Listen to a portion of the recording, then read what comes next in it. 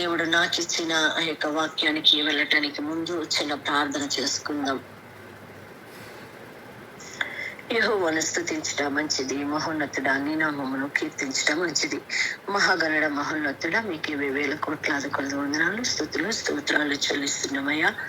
నీ యొక్క నామములో ప్రభా ఉదయ వాక్యము ఆయా ప్రభా కొద్దిసేపు ధ్యానించాలని మేము ఇష్టపడుచుండగా నీ పరిశుద్ధ ఆత్మ సహాయాన్ని మాకు అనుగ్రహించేది. ఆయా నా మాటలైతే వట్టి మాటలుగా మిగిలిపోతాయి ప్రభా, నీ మాటలైతే జీవం గల మాటలు కాబట్టి ప్రభా ఇదిగోన తండ్రి అట్టి జీవ వాక్కులను ప్రభా దేవా నేను ఉచ్చరించుండగా మేము ఆయా వాటిని తలపోసుకునిచుండగా ప్రభా నీ పరిశుద్ధ ఆత్మ నడిపింపును మాకు అనుగ్రహించమని అడుగుచున్నానయ్యా. ప్రభా నీ సహాయం దయచేయండి, నీ కృపల చాటును మమ్మల్ని భద్రపరచండి ప్రభా.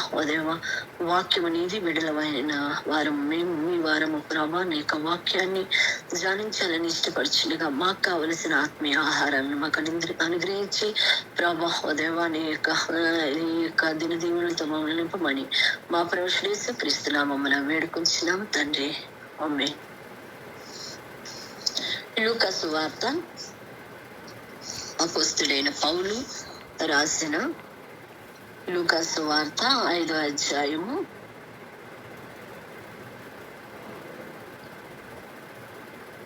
5వ వచనాన్ని ఒకసారి చదువుకుందాం.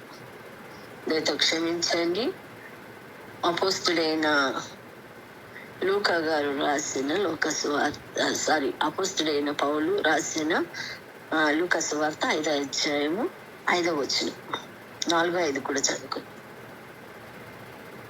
ఆయన బోధించుట చాలించిన తరువాత నీవు దూనెను లోతునకు నడిపించి చేపలు పట్టుటకు మీ వలలు వేయడని సీమోనుతో చెప్పగా, సీమోను ఏలినవాడా, రాత్రంతయు మేము ప్రయాసపడితిమి గాని మాకేమీ దొరకలేదు, ఆయనను నీ వలలు వేతులని ఆయనతో చెప్పింది.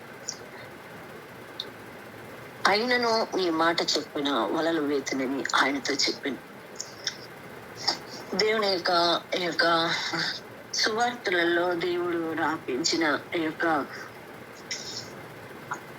వచనాలని మనం చూసినట్లయితే మొట్టమొదట ఈ యొక్క జనసమూహానికంట 5వ వచనం ప్రారంభంలో చెప్తాడు కదా, జనసమూహము దేవుని వాక్యము విలుచు ఆయన మీద పడుచుండగా ఆయన గెన్నేసరతు సరస్సు తీరమున నిలిచి అంటున్నాడు. ఎక్కడ నిలిచాడంట? ప్రభు అయిన యేసు క్రీస్తు వారు ఎక్కడైనా నిలిచారు అంటే అక్కడ ఆత్మల రక్షణ కొరకు అన్నది మనం జ్ఞాపకం చేసుకోవాలి. స్త్రీ దగ్గర ఆ దినాన్ని ఆ యొక్క బావి దగ్గర శిష్యులు తనకు భోజనం తేవటానికి వెళ్ళినప్పుడు తన ఒంటరిగా ఆ బావి దగ్గరికి వచ్చి అక్కడ కూర్చుని ఉండటం, నిలుచుని ఉండటం అంటే ఏ ఆత్మ ఎక్కడికి ఎలా వస్తుందో, ఏ ఆత్మ ఎటువంటి దాహం కలిగి ఉంటుందో, ఏ ఆత్మ దేవుని కొరకు పట్టబడబోతుందో అది ప్రభువైన యేసుక్రీస్తు వారికి తెలుసు. కాబట్టి ఎందుకంటే దేవుడు ప్రతి దినము తెల్లవారక ముందే పెందల కడిని లేచి దేవుడితో సంగత్యము కలిగిన వాడు. అలాగనే అంటే అటువంటి బిడ్డలకి ముందుగానే విషయాలు తెలుస్తూ ఉంటాయి. దేవునితో సహవాసం కలిగి ఉన్నప్పుడు, దేవునితో సత్సంబంధం కలిగి ఉన్నప్పుడు, దేవునితో మనము పెనవేసుకున్నప్పుడు దేవుని కార్యాలు మనకి తెలుస్తాయి. ఎందుకంటే దేవునితో మమేకమై ఉంటాము కాబట్టి.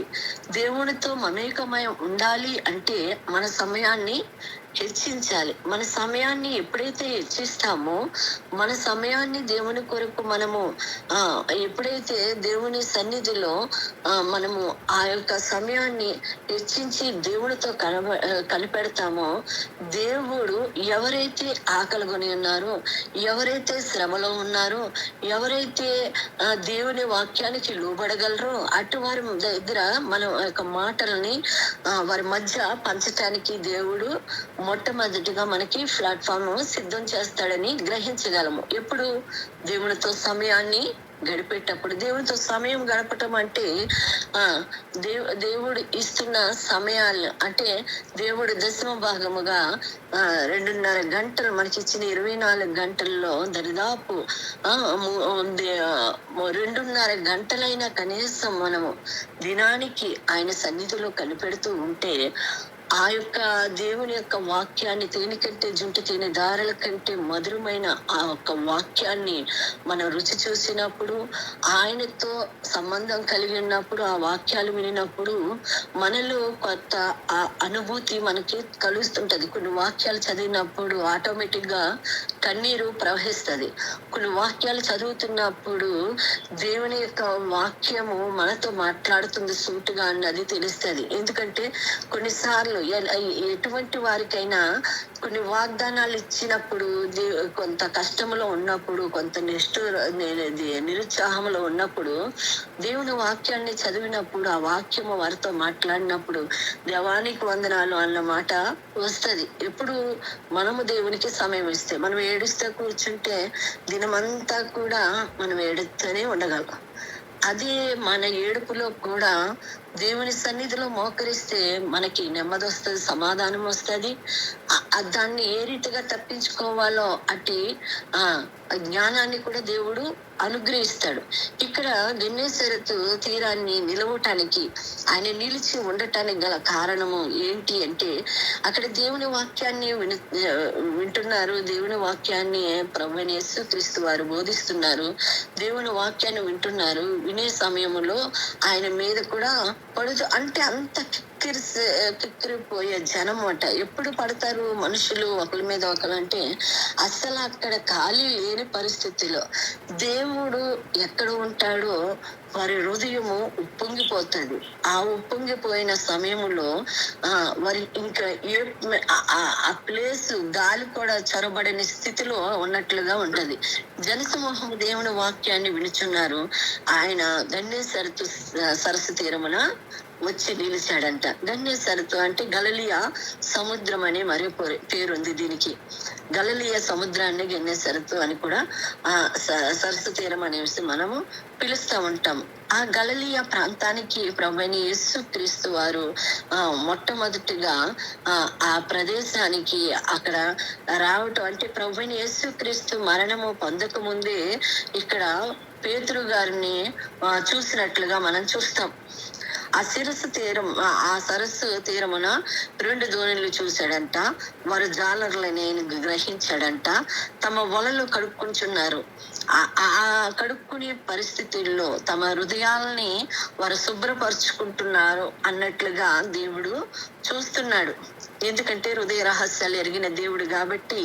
సీమోనుగా ఉన్న ఈ యొక్క పేతురు యొక్క జీవితము, సీమోను అంటే రెల్లు అన్న మాటని మనం జ్ఞాపకం చేసుకోవాలి. ఎటు గాలి వేస్తే అటువైపుకి ఒరిగిపోయే స్వభావం గలవాడు కాబట్టి ఈ యొక్క సీమోను పేతురు మానవులమైన మనకి బాగా సరిపోయే వ్యక్తిగా మనం చూడగలము.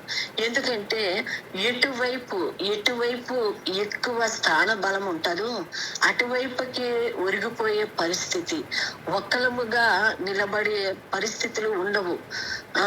ఈ గుంపుగా ఉన్న జనాలకి మనము ఉరిగిపోతూ ఉంటాం. ఎందుకంటే ఎటు గాలి వేస్తే అటు, ఎవరొస్తే వాళ్ళ వైపు, ఎవరు ఎక్కువ బలమైన వారిగా కనబడతారు, ఎవరైతే ఎక్కువ అధికారముగా కనబడతారో వాళ్ళ వైపుకి ఉంగిపోయే స్వభావం గాని ఉరిగిపోయే స్వభావం కలిగిన వ్యక్తిగా మనము చూస్తున్నాము. ఎందుకంటే సీమోను జీవితమే కాదు కానీ మానవులమైన మన జీవితాలు కూడా అటువంటి పరిస్థితిలో ఉరిగిపోయే పరిస్థితి కదా. సరైన విధంగా నిలబడే పరిస్థితి లేదు. ఇక్కడ సీమోను గారు ఇంకా తన యొక్క జీవితాన్ని అంతా కూడా దేవునికి సమర్పించుకోలేదు.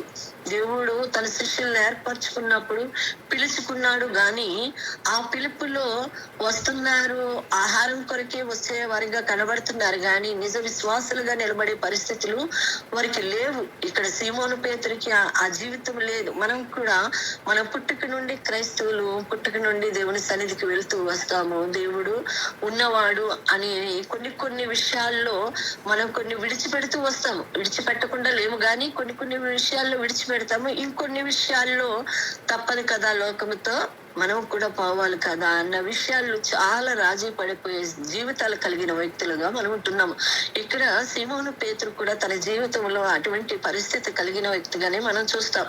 ఎందుకంటే సీమోను అనే మాటకి రెళ్ళు ఎటువైపుకి ఎటువైపుకు ఒరిగిపోతామో మనకే తెలియలేని పరిస్థితి. ఆ రీతిగా ఉన్న సీమోన్ని అక్కడ ప్రభుని యేసుక్రీస్తు వారు ఆ 4వ వచనంకి వచ్చినప్పుడు, నీవు దోణిను లోతునకు నడిపించి చేపలు పట్టుటకు మీ వలలు వేయుడని సీమోనుతో చెప్పగా, దేవునితో ఉంటున్నారు, దేవుడు పిలిచాడు, దేవుని యొక్క వాక్యాన్ని వింటున్నారు.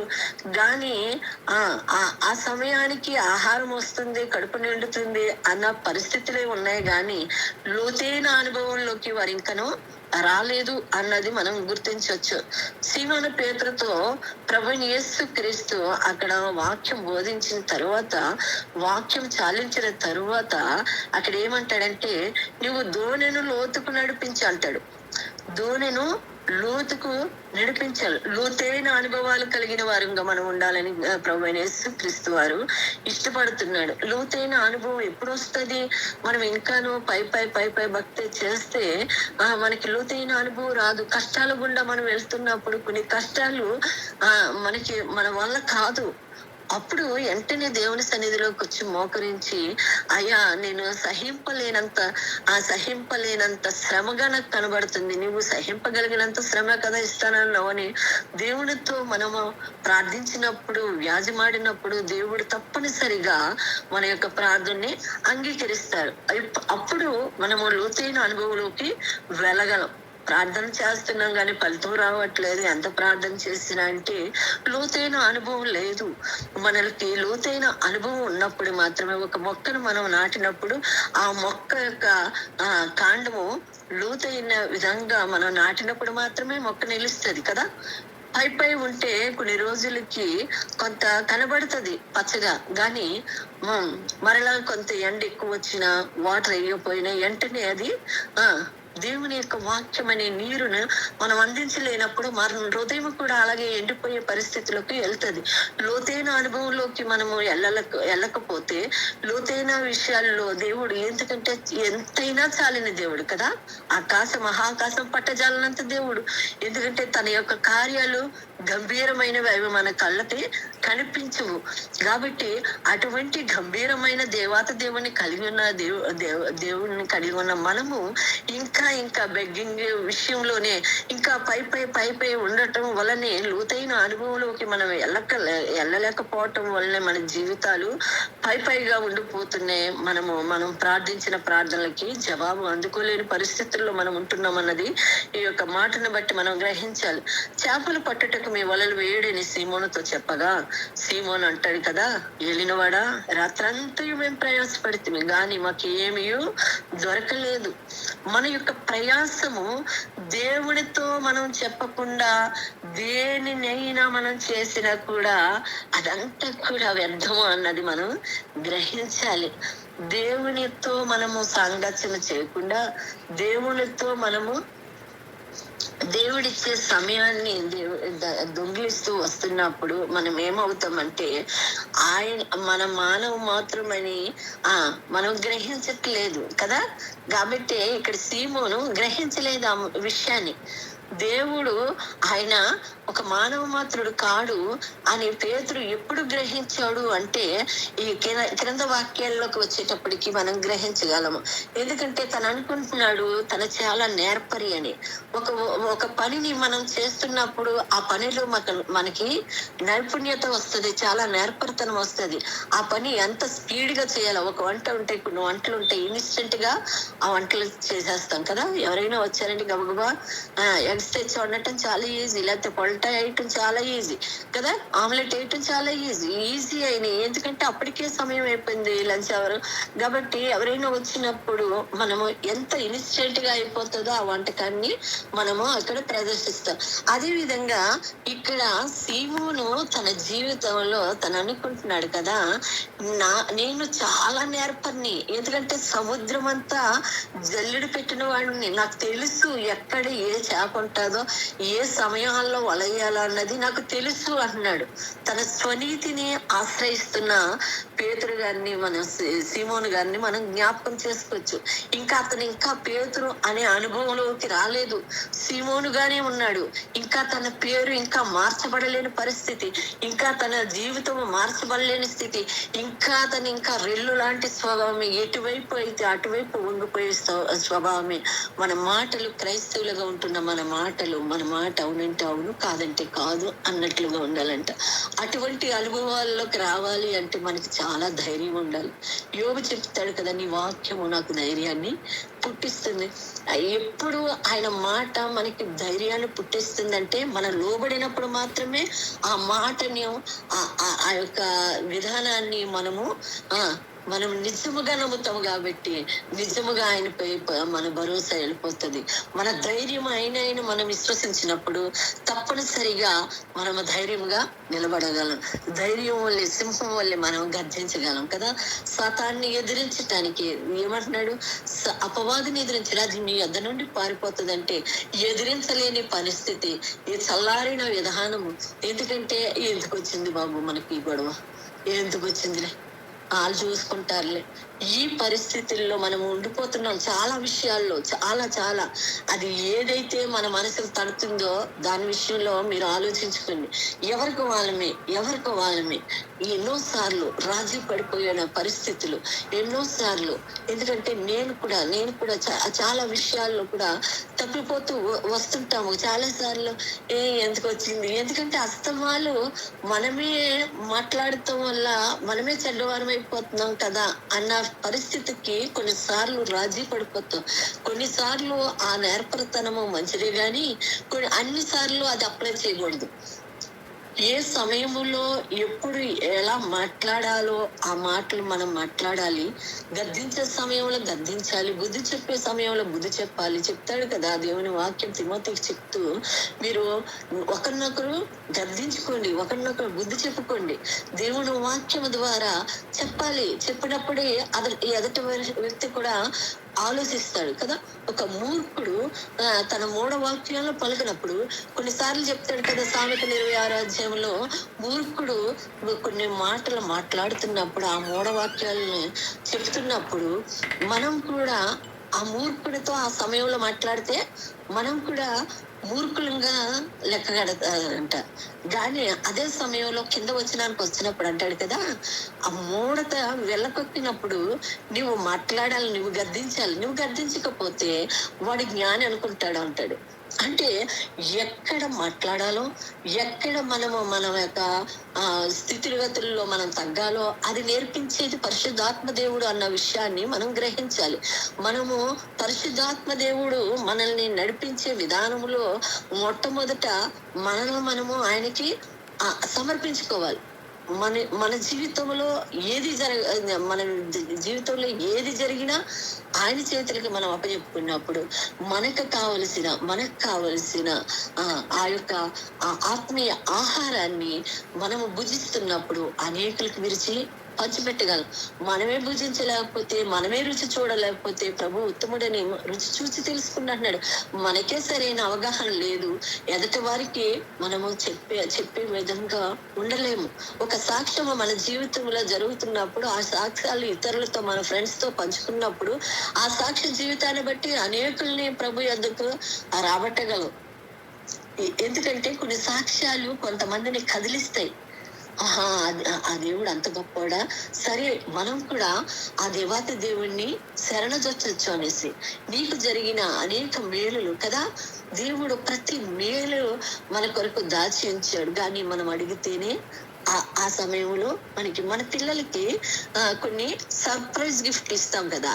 కొన్నిసార్లు వారు ఏదైతే ఇష్టపడుతున్నారో దాన్ని ఇవ్వటానికి మనం ఏం చేస్తాం, తల్లిదండ్రులుగా మనం కష్టపడి వాటిని దాసి ఉంచుతాం. సరైన సమయంలో తను ఎన్నో దినాలను బట్టి ఆశిస్తున్నాడు కాబట్టి తనకి సడన్ సర్ప్రైజ్ చేస్తాం. అంటే ఒక మానవుడిగా ఉన్న మనమే మన బిడ్డల్ని సర్ప్రైజ్ చేయాలనుకుంటే దేవాతి దేవుడు మనల్ని ఇంకా ఎంతగా కదా అటువంటి దేవాతి దేవుణ్ణి మనం విడిచిపెట్టి మన యొక్క స్వనీతిని మనం ఆశ్రయిస్తే మనకేమీ దొరకదు. ఇక్కడ సీమోను పేతురు అదే చేస్తున్నాడు. ఏమంటున్నాడు, నేను రాత్రంతా శ్రమ పడ్డానయ్యా, రాత్రంతా జల్లుడేసాము, ఏమీ లేవు, అందుకని కడిగేసుకుంటున్నాం వలలో, మేము ఇంక అందుకనే అన్ని చక్కబెట్టేసి ప్రక్కనెట్టేస్తున్నాము అని చెప్తాడు కదా ప్రభువైన యేసుక్రీస్తు. నువ్వు లోతుకు నడిపించు. ఆయన ఏలిన వాడ, రాత్రంతా మేము శ్రమ పడుతుంది కానీ మాకేమీ దొరకలేదు, అయినను నీ మాట చెప్పున. ఎప్పుడైతే ఆయన మాటకు ఒబే అయ్యాడో, ఎప్పుడైతే ఆయన మాటకు విధేయత చూపించాడో, ఆయన కన్నులకు ఆశ్చర్యాన్ని కలిగించాయంట అక్కడ జరిగిన కార్యము. పేతురు గారి జీవితంలో చాలా గొప్ప గొప్ప అనుభవాల్లోకి వెళుతూ తను నిలబెట్టుకున్నాడు. ఎందుకంటే ఆ 12 మంది శిష్యుల్లో ప్రథముడుగా కనబడుతున్నాడు. వయస్సులో ప్రథముడు, విశ్వాసములో ప్రథముడు. అసలు ఎవరు కూడా ప్రభువైన యేసుక్రీస్తు వారు సముద్రం మీద నడిచిన తర్వాత మరొక మనిషి ఎవరైనా నడిచాడు అంటే అది పేతురు గారే. ఆ 2 అడుగులు వేయటానికి వేసిన వ్యక్తి ప్రభువును చూసినప్పుడు నడిచాడు, లోకాన్ని చూసినప్పుడు మునిగిపోయాడు. కాబట్టి ప్రభువుని చూసే కన్నులు కలిగిన వారంగా మనం ఉన్నప్పుడు శ్రమలనే కొలిమిలో నుండి మనము తప్పించబడగలం. ఇక్కడ సీమోను ఏలిన వాడ, రాత్రంతా శ్రమ పడ్డం, అయినను నీ మాట చెప్పున తన మాట చెప్పున ఎప్పుడైతే వలలు వేశాడో ఆ విస్తారమైన చేపలు పట్టాయంట. వెంటనే అక్కడ ఏం జరిగింది, తన పాపి అని గ్రహించాడు. పాపి అని గ్రహించి తను ఏం చెప్తున్నాడు, ప్రభా నేను పాపాత్మ, నన్ను విడిచిపో అని మోకాళ్ళు వంగి సాగిల పడి ప్రభు అయిన యేసు ప్రభువును వేడుకుంటున్నాడు. నేను పాపాత్మనయ్యా, నన్ను విడిచిపెట్టయ్యా, నేను నీ శక్తిని నేను గ్రహించలేదయ్యా, నువ్వు కేవలం మానవ మాత్రుడుగానే నేను గ్రహించాను, ఒక మానవుడు అనుకున్నాను, ఏదో మాకు ఒక రాజ్యాన్ని ఏర్పాటు చేస్తావు, ఏదో నువ్వు మంచి ఆహారాన్ని ఇస్తున్నావు అని నేను వెంబడించావు, గాని నువ్వు ఇంత గొప్ప దేవుడు అని అయ్యా, నీ ఎలుగుని నీ పవిత్రం నేను చూడలేకపోతున్నానయ్యా, నా పాప స్థితి, భ్రష్టమైన స్వభావాన్ని నేను గ్రహించగలుగుతున్నాను ప్రభా అనేసి పేతురు గారు తన యొక్క జీవితంలో తన యొక్క పశ్చాత్తాపాలు తన ఒప్పుకుంటున్నాడు.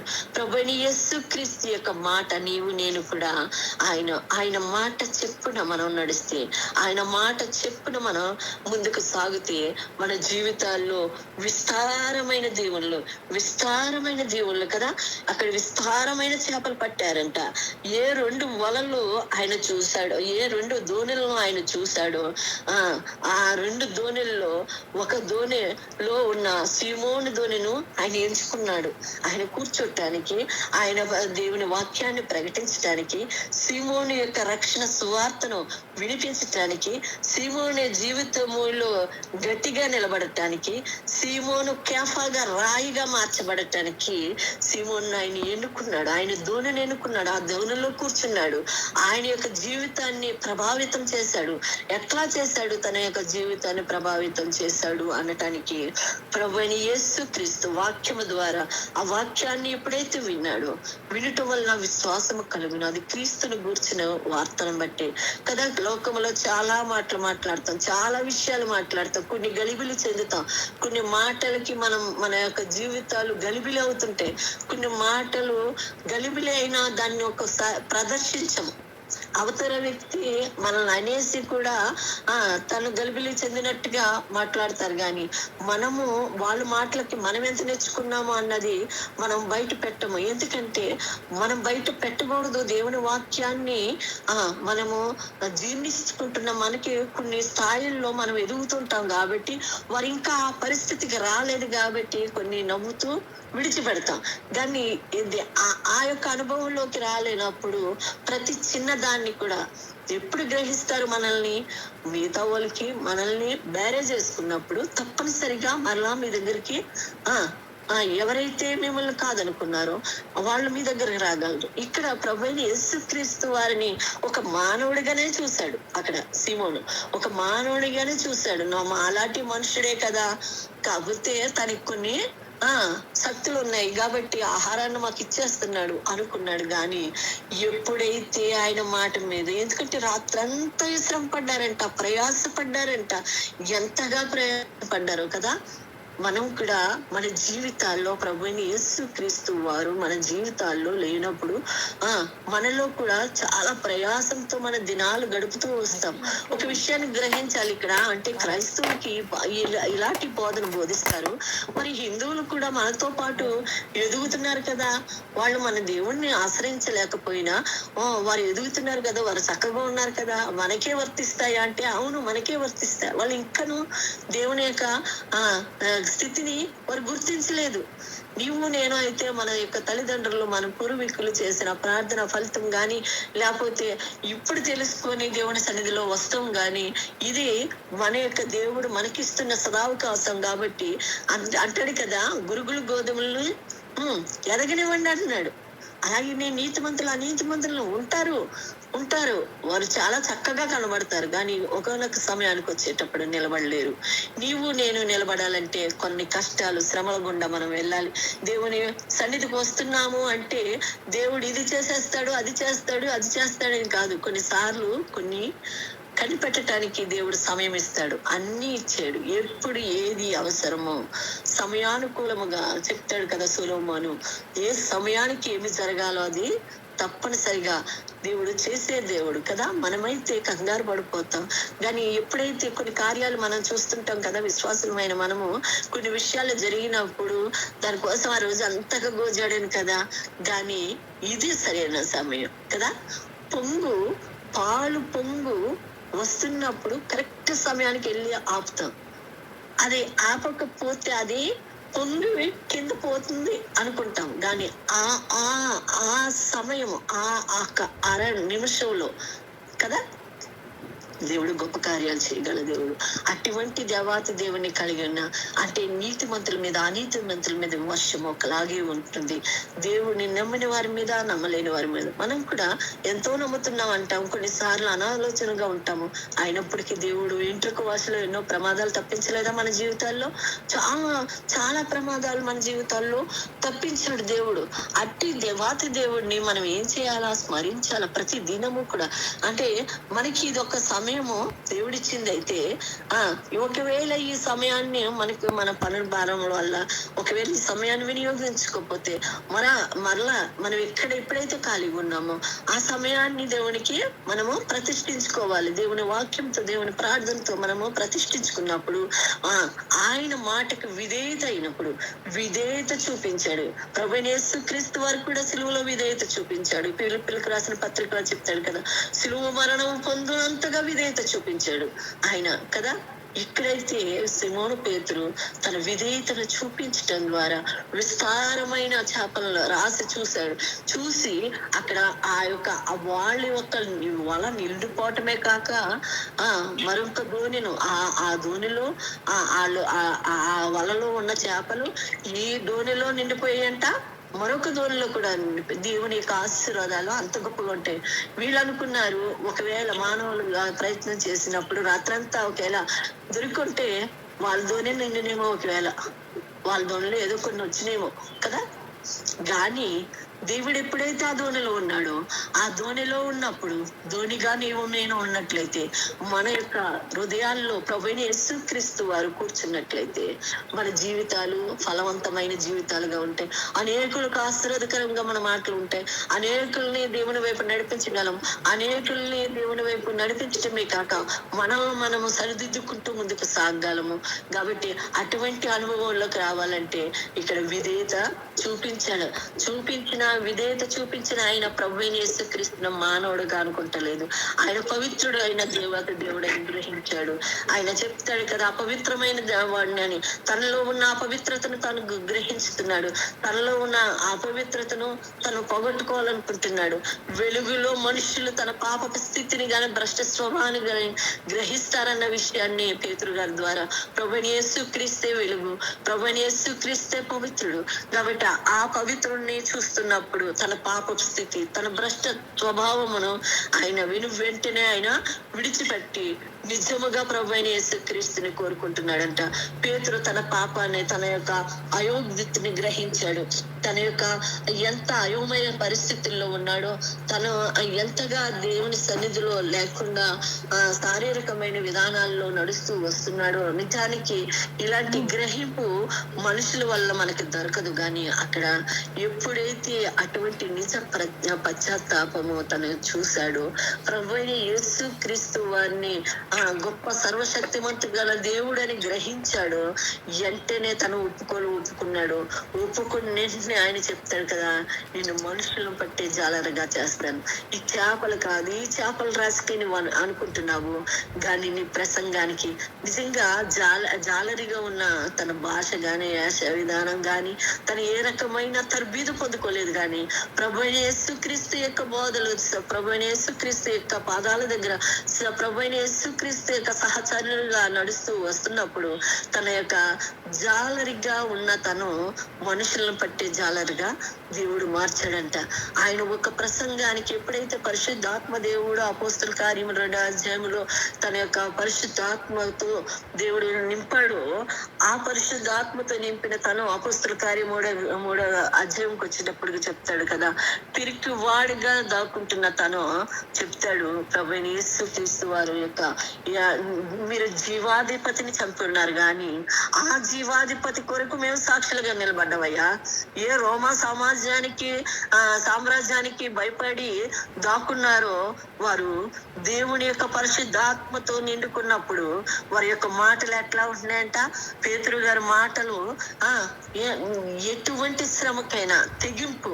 దేవుడు చెప్తాడు కదా, కొన్ని బోధలు చేస్తూ వారిని మల్టిప్లై చేశాడు. కొంతమంది మాటలకి మనము వాళ్ళ మాటలకి మేము ఎట్లా పడిపోతుందో మాకు తెలియదండి అంటారు, కానీ దేవుని మాటలకి తన లోకంలో మీకు వెళ్ళినప్పుడు మీకు శ్రమ వస్తుంది, మీరు తట్టుకోవాలి అనేసి ప్రభు గారు మొట్టమొదటిగానే ఆ వ్యక్తిని ఆ యొక్క 12 మంది శిష్యులుగా ఉన్న వారిని, 70 మంది శిష్యులుగా ఉన్న వారిని, వీళ్ళందరినీ కూడా ఆ దేవాతి దేవుడి యొక్క మాటల ద్వారా, అంటే ప్రభువైన వాక్కు, ప్రభువైన యేసుక్రీస్తు వారే వాక్కు కదా అంటాడు కదా. దేవుడి యోహాను సువార్త 1వ అధ్యాయంలో దేవుడే అది ఎందు వాక్యం ఉండెను, వాక్యము దేవుడి మీద ఉండెను, వాక్యము దేవుడే ఉండెను, ఆ వాక్యమే శరీరధారి కృపా సంపూర్ణుడిగా మన మధ్య నివసించెను అంటున్నాడు.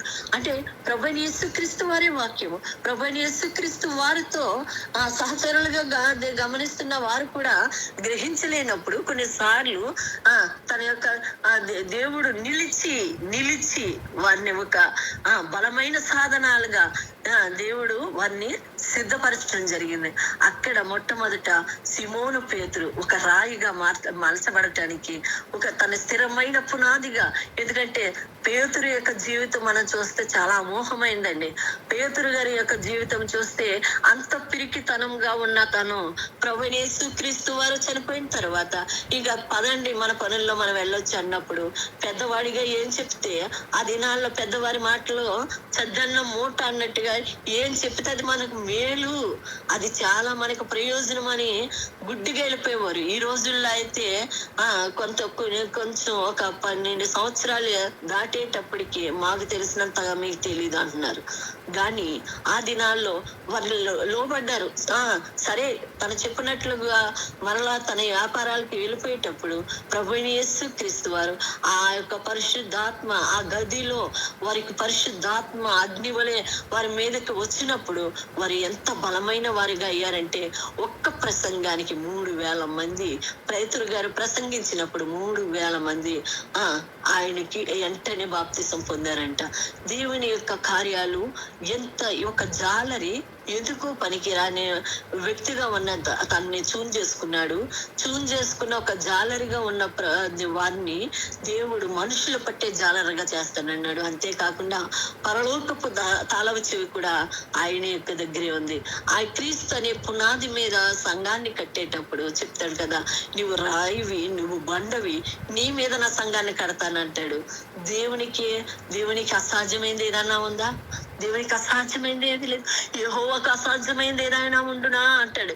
అవును, ఈ ప్రభువైన యెహోవా తండ్రికి అసాధ్యమైంది ఏదీ లేదు. ప్రభువైన యేసుక్రీస్తు వారికి అసాధ్యమైంది లేదు. సో ఒక జాలరిగా ఉన్న అతన్ని మనుషులు పట్టే జాలరుగా తన యొక్క కార్యాలు గంభీరమైనవి. ఎన్ని సంఘాలు కట్టారంటే మనము సువార్తల్లో పేతురు యొక్క జీవితము చూస్తే, సువార్తలో ప్రభువైన యేసుక్రీస్తు వారు రూపాంతరం పొందిన ప్రభువుని చూశాడు పేతురు గారు. దాని పత్రిక పాఠాల్లోకి వచ్చేటప్పటికి ఎట్లా ఉంటదంటే పేతురు గారి యొక్క జీవితము, పేతురు గారు రూపాంతరం పొందిన పేతురు గారిని చూస్తామంట ఆ పత్రికలు మనం చదివినప్పుడు. ఎందుకంటే అమూల్యమైన రక్తం అంటాడు, అమూల్యమైన విశ్వాసం అంటాడు, అమూల్యమైనది, దానికి వెల కట్టలేరు, అమూల్యమైన రాయి అంటాడు. ఇటువంటి కొన్ని మాటలు చాలా చాలా చాలా చాలా ప్రభావితం చేస్తాయి. మనం నిజముగా దేవుని వాక్యము జుంట తేనె దారాల కన్నా మధురమైనది. ఆయన వాక్యం చదువుతా ఉంటే కొన్నిసార్లు మనకి ఎక్కదు అంటే మనకి అనేక వాటి మీద మనం మనసు ఇస్తున్నాం కాబట్టి ఎక్కదు. కానీ దేవుని వాక్యము నిజముగా మనం ఇష్టంగా చదివితే అది జుంటె తేనె దారాల కన్నా క్రొవ్వు మెదడు దొరికింది అంటాడు దావీదు మహారాజు కదా. అటువంటి క్రొవ్వు మెదడు దొరుకుతుంది ఎక్కడ మనకి, అది ఎవరు ఇవ్వలేరు కదా. అది ఎంతో చాలా టేస్టీగా ఉంటది. ఈ దినాన్ని అందరూ లివర్ జబ్బులు అయ్యి వచ్చేస్తున్నాయి అంటున్నారు, కానీ దాని యొక్క టేస్టే వేరు. అదే దేవుని వాక్యాన్ని దావీదు మహారాజు చెప్తాడు, క్రొవ్వు మెదడు దొరికినట్లుగా నాకు ఉంది అంటాడు. దేవుని వాక్యాన్ని నేను అటువంటి లోతైన అనుభవంలోకి సిమోను పేతురు ద్వారా మనం నేర్చుకున్నాము. సిమోను తన జీవితంలో స్వతహాగా తను ఏమనుకున్నాడంటే, నేను చాలా చాలా చాలా చాలా నేర్పర్ని, నేను అంత మొత్తం జల్లిడేసాను రాత్రంతా, ఎక్కడ లేవు చేపలు, అయినను నీ మాట చెప్పిన కదా. ఆయన మాటలో విధేయత చూపినప్పుడు మనల్ని వాడుకోవటానికి దేవుడు ఇష్టపడుతున్నాడు.